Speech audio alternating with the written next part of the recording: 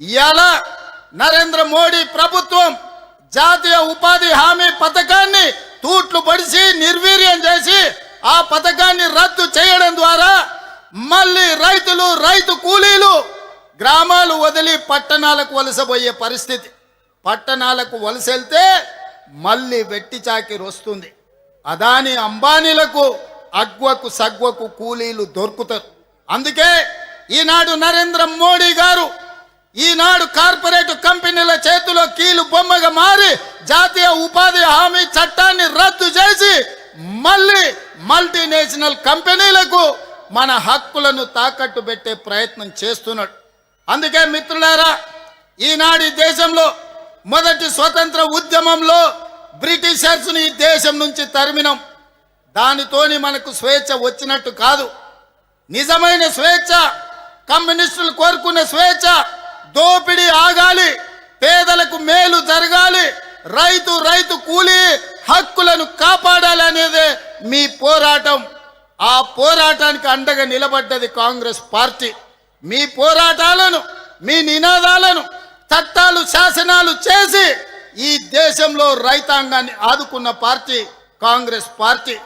ఈరోజు ఈ దేశంలో రాజ్యాంగాన్ని మార్చడానికి, పేదల హక్కులను కొల్లగొట్టడానికి మొన్న జరిగిన ఎన్నికల్లో భారతీయ జనతా పార్టీ 400 సీట్లు అడిగింది రాజ్యాంగాన్ని సమూలంగా మార్చాలి అని.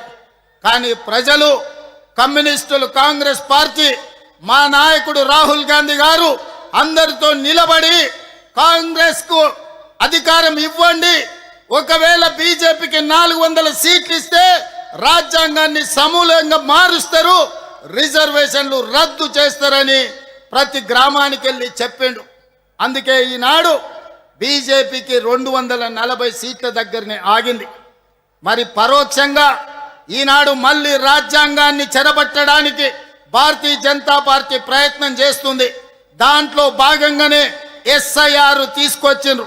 పేదల ఓటు హక్కును తొలగిస్తున్నారు. ఇది ఈనాటి ప్రయత్నం కాదు. ఆనాడు భారత రాజ్యాంగం ఏ విధంగా ఉండాలో డాక్టర్ బాబాసాహెబ్ అంబేద్కర్ని చైర్పర్సన్ గా పెట్టి కాన్స్టిట్యూయెంట్ అసెంబ్లీలో చర్చ జరిగినప్పుడు గోల్వాల్కర్ సిద్ధాంతం నమ్మిన వాళ్ళు పేదలకు ఓటు హక్కు ఉండొద్దు అన్నారు. ఆనాడు డాక్టర్ బాబాసాహెబ్ అంబేద్కర్, మహాత్మా గాంధీ గారు పేదలకు ఓటు అనే హక్కు ఆయుధాన్ని చేతిలో పెట్టి పరిపాలన చెయ్యడానికి ఎవరు ఉండాలో నిర్ణయించమని అధికారం ఇచ్చిండు. మరి ఈనాడు ఆ ఓటు హక్కును తొలగించడానికి బీజేపీ ఎస్ఐఆర్ను ఉపయోగిస్తున్నది. మిత్రులారా, ఈ దేశంలోనే పుట్టి, ఈ దేశంలోనే పెరిగి, ఇక్కడ చనిపోతే ఈ మట్టిలో కలిసే మూలవాసులైన ఆదివాసీలను మీ ఆనవాళ్ళు తీసుకురండి, మీ ఆధారాలు తీసుకురండి, అప్పుడే మీకు ఓటు హక్కు ఇస్తామంటే ఇక్కడనే పుట్టి, ఇక్కడనే పెరిగి, ఇక్కడనే ఈ అడవుల్లో ఉండే జాతులు ఎక్కడి నుంచి ఆధారం తీసుకొస్తారని నేను అడుగుతున్నా. అందుకే మిత్రులారా, ఈ దేశంలో కుట్ర జరుగుతుంది. అధికారాన్ని శాశ్వతంగా అంటి పెట్టుకోవాలని పేదల వ్యతిరేక ప్రభుత్వం భారతీయ జనతా పార్టీ ప్రయత్నం చేస్తుంది. ఈనాడు శ్రీమంతుల ఓటు ఎక్కడ పోదు, కార్పొరేట్ కంపెనీల హక్కులు ఎక్కడికి పోవు. ఈనాడు తెచ్చిన ఎస్ఐఆర్ భూమి లేని నిరుపేదలు, రైతు కూలీల హక్కులు పోతాయి.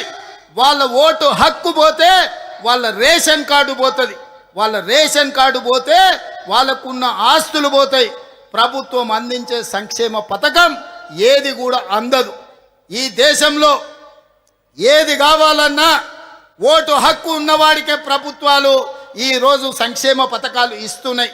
ఒకవేళ ఓటే తొలగిస్తే రేషన్ కార్డు పోతుంది, మీ ఇల్లు పోతుంది, మీకు వచ్చే పెన్షన్ పోతుంది, మీకు వచ్చే ప్రభుత్వ సంక్షేమ పథకాలు అన్నీ పోతాయి.